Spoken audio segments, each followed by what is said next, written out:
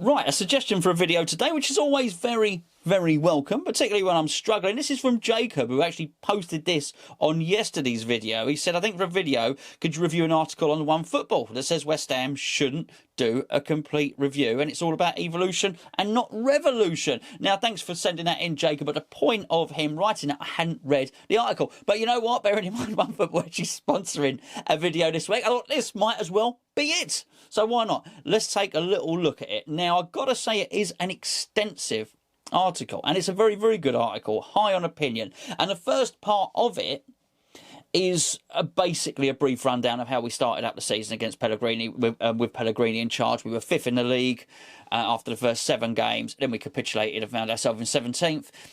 Fast forward to David Moyes coming in, a bit of a rescue job. The rest is history. I'm not going to read you through all of that, but it's quite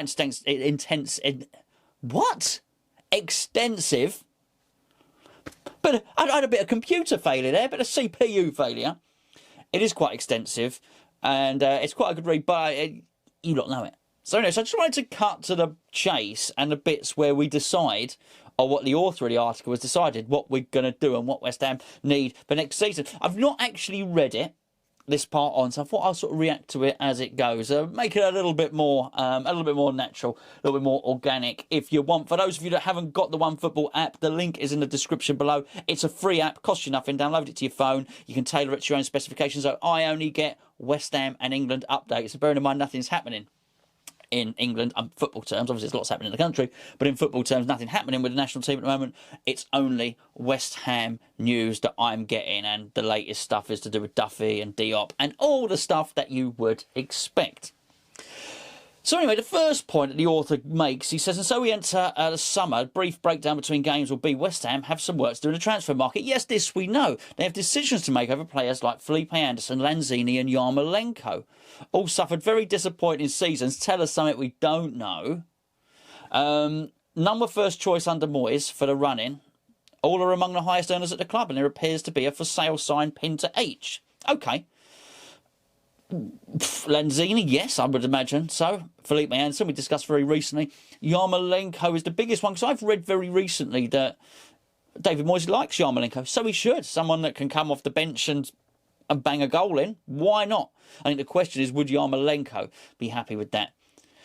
I think certainly in terms of a loan deal, there are plenty of takers for Yarmolenko. Bearing in mind, before his injury, he was banging in lots of goals. I think he's Ukraine's second best ever player behind Shevchenko, quite possibly. Might have that wrong. I think that is right though.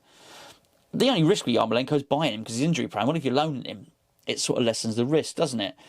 The article says, is that the right decision? Are they going to get good offers for these players? No. It says, coming off a disappointing season, the COVID-19 transfer market, it's hard to see West Ham doing anything other than taking a big loss on each of them. So maybe it's a wise decision to keep them. Maybe it makes sense for West Ham to try and make the most of these talented players. I think we might have to. I think we might have to. I mean, look, let's be fair. It's not the end of the world if, come the start of the transfer window, we are left with Yarmolenko, Lanzini and Anderson. That's not the end of the world. It's ideal to move on, so we do other things, but they are talented players. It's then up to the manager to get a tune out of them. What you're saying is that you're stuck with these guys who are on long contracts, particularly Lanzini, who was on a whopper 5-6 years, wasn't he? 100 grand a week, something like that. You better get a tune out of them, and you better get 100 grand a week tune out of these players as well. So I think that's really what he's saying, or he's saying in the article, but I'm not so sure. I think if we could get rid, we would get rid. At least 2 of those 3, with an inkling that it would be Yarmolenko that would stay. But again, who's going to pay money for them? I'm not going to repeat what I said about loans and in the interview I did with Barry Silkman, but it's going to be difficult. You know this much. It says, let's start with a goalkeeping situation. Well, it didn't start with a goalkeeping situation. It started with Lanzini, Yarmolenko and Anderson. It said Fabianski is 35, Martin Roberto at 34, and Darren Randolph is the baby of the group at 33. West Ham needs to start planning in the near future. It says we should try and sign a Freddie Woodman from Newcastle. Don't know him. Never heard of him, but I wouldn't know anyway. But okay, that is an area for concern. I think certainly the author's got it right there. They are they're maturing quite nicely, let's put it this way, the goalkeepers. What I would say, though, we do have a lot of them, and bear in mind we don't have much money. I do think it's a decision that can be put off for one more season at least. I think with Fabianski, even though he's 35, he's all right. He's better than all right. He was hammered a year ago. And Darren Randolph, I think, is all right. I just Fabianski was all right. Our keepers are all right, you know. So I don't think there's a dire need to do it. It goes on to say Ryan Fredericks is the only right back at the club following departures of Pablo Zabaleta and Jeremy Ngakia. That's not true, obviously, is it? As we know, because we obviously the author doesn't know, hasn't got an encyclopedic knowledge of West Ham because he's not put Johnson in there. But it goes on to talk about formation, which I won't bore you with. But it says Bowen likes to cut in field, which would leave a flank open for Matty Cash to bomb down if we were to buy him. He's basically saying Bowen would complement Matty Cash. So Cash won't come cheap, which is a great line, but he's worth paying the quality. If they can't secure him, perhaps financially, they should do the business. They should do the business on Jayden Bogle. That's disgusting. I don't think Jayden Bogle would be too happy with that. But a good player. Derby County, by the way. I should probably point that out. He said the left-back situation's not much better. Cresswell's seen better days. Afa Masuaka is an entertaining player to watch going forward, but he's a calamity defensively, yes. And West Ham might do well to consider moving on. Again, where are the takers? If he says if Moyes feels like Cresswell can give him another year, then he might keep it on. Anyway, it suggests Harry Pickering of Crewe. Again, don't know him. You might be a decent player. Don't know. I think with Cresswell is Moyes likes, if Moyes plays three at the back, he uses Cresswell as a left centre half, which is a reason to keep him. I think given a choice, if Moyes had to let one go and had to keep one, he'd probably let Masuaka go and keep Cresswell. That's my feeling on it. I'm sure most of you would agree. It says the best spell of David Moyes' managerial career was obviously his time at Everton, and his system was built on attacking fullbacks. That's why he'll try to replicate that at West Ham. Matty Cash and Harry Pickering would represent quality additions and both be suited to what Moyes wants from his fullbacks. Okay, well, that's quite interesting. And clearly quite a well-researched article in terms of knowledge of other players. So the next area of concern is who plays between the central defenders. Who plays between the central defenders? Issa Diop is the most talented of the current crop, but he's failed to build an impressive start. Obviously in the news, very, very recently. Diop's problem is that he needs a leader next to him. I'd agree with that, an organiser. One solution could be to move Declan Rice back into defence. I'm sure Declan Rice will play some role in defence during his career, but he's too pivotal to our team centrally. Maybe Chelsea, dare we utter those words, could afford to play him in central defence. Not us. Said many people feel that Rice's long-term role will be at centre-back. Oh, I just spoke about that. By all accounts, that's where Chelsea intend to play him. Oh, I didn't know that was coming. If they are successful in their pursuit of the Englishman. A Cash, Diop, Rice, Pickering defence would need time to develop. I think they're leaving out Ogbonna. He's not. He says Cardoso is a highly rated young defender and Ogbonna is an experienced veteran. Between the two of them, they could provide cover at the heart of the defence. Ogbonna's not there for cover, my friend, whoever's written this. Ogbonna is the man. Thank you. The less that is seen of Fabio Balbuena, the better. Hold on, he's had a bit of a spell, but actually, I think if you put all of Balbuena's performances in a West Ham shirt alongside, I think he's played more good games than bad. Have I got that right? I think so, anyway. Let me know what you think about that. That's a funny one. He should join Masuaka on the list of players to sell. I'm not saying we shouldn't sell Balbuena, but come on, you know? He's not... The less we see of him, the better. I don't think so there, young man. While moving Rice to the heart of defence solves one problem, it could potentially create another in midfield. Souček made his move to the London Stadium permanent and could be used in a holding midfield role. Well, we don't really want him to. He scores lots of goals. But that may not get the best out of him. Absolutely. He seems more suited to box-to-box option. Yes, a lot will depend on who partners him. Whether it's Mark Noble or perhaps the Fornicator. It doesn't say I said the Fornicator. They say Fornals. Will be required to do more of the defensive holding role at West Ham. Could look to bring another part for him. Could Marc Roca of Espanyol become a target for Moyes? I don't know. Why are they asking me? I don't know these things. It's not us. It's just written, isn't it? Obviously.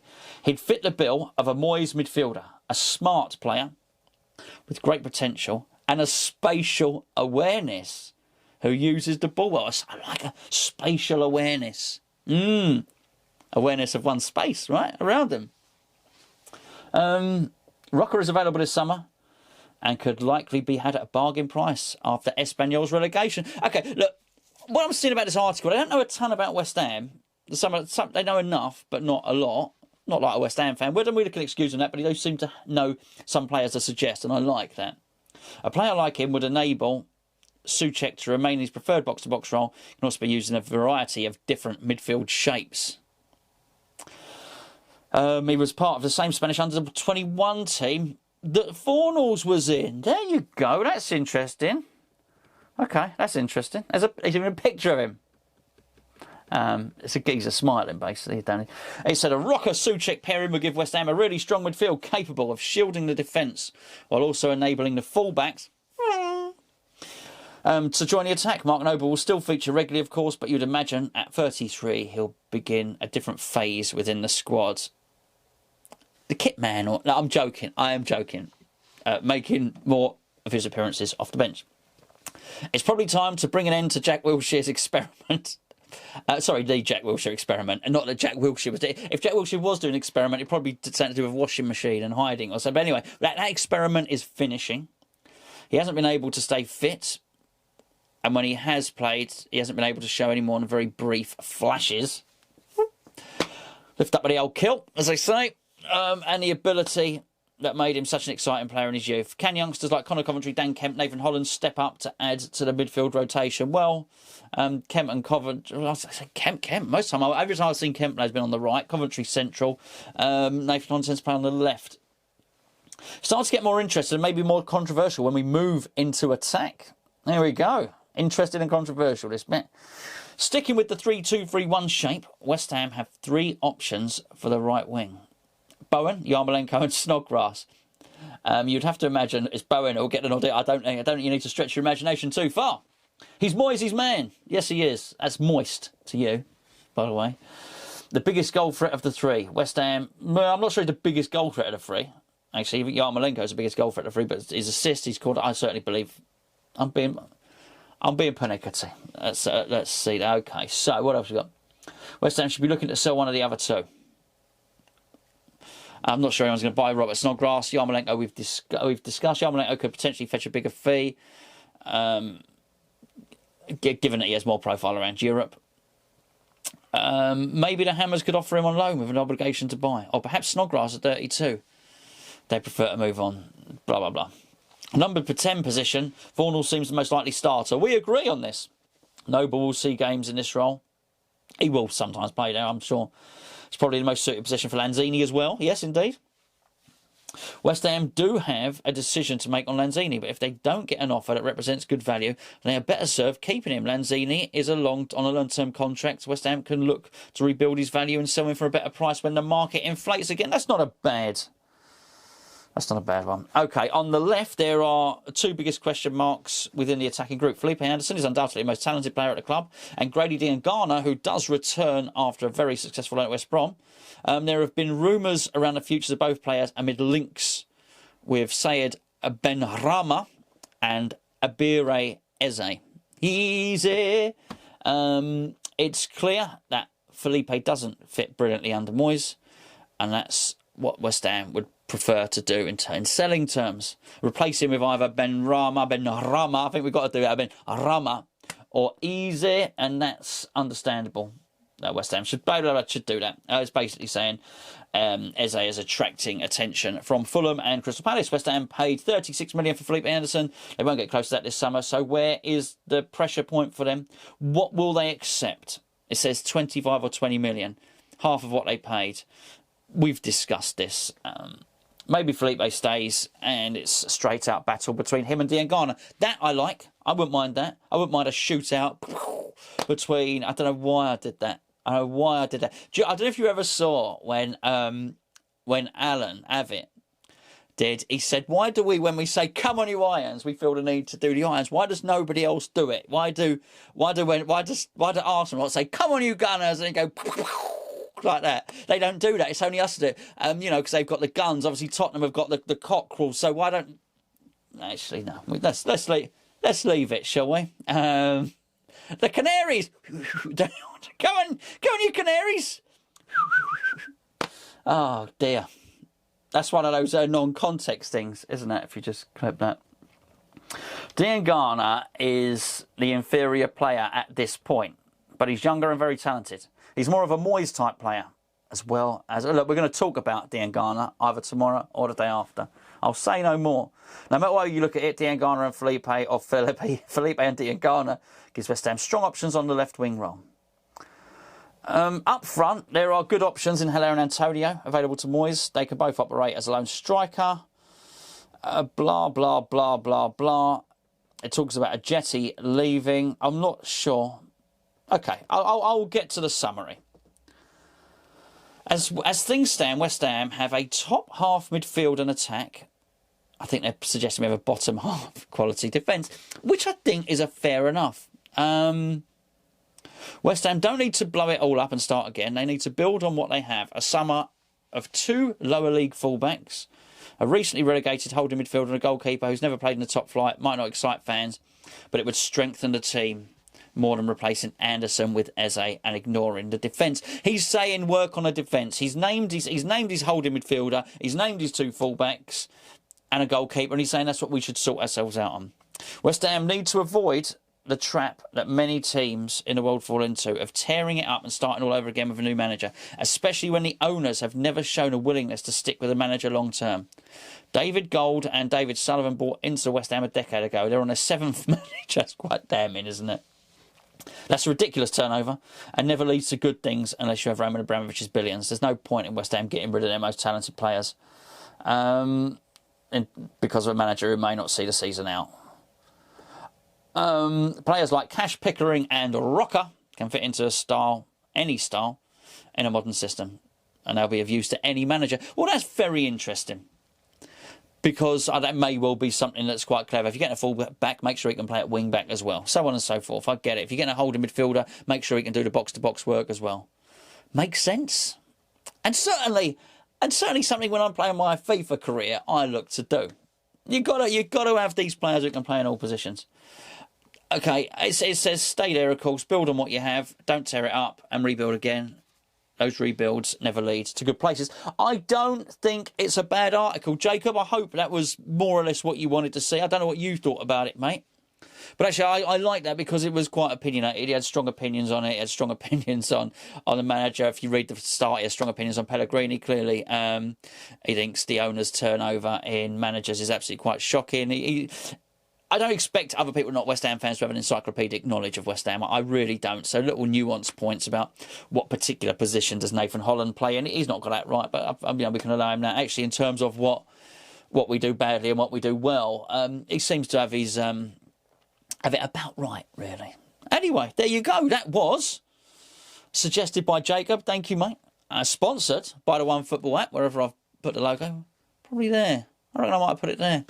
I might not. I might have put it there. But wherever it is, you can download it in the link below. I will be back tomorrow with a different video, possibly about Diangana. I'm just waiting for Mike's thoughts on it. If you don't know, Diangana's... he's asked for his reassurances. He's asked for a cuddle, really. Oh, excuse me.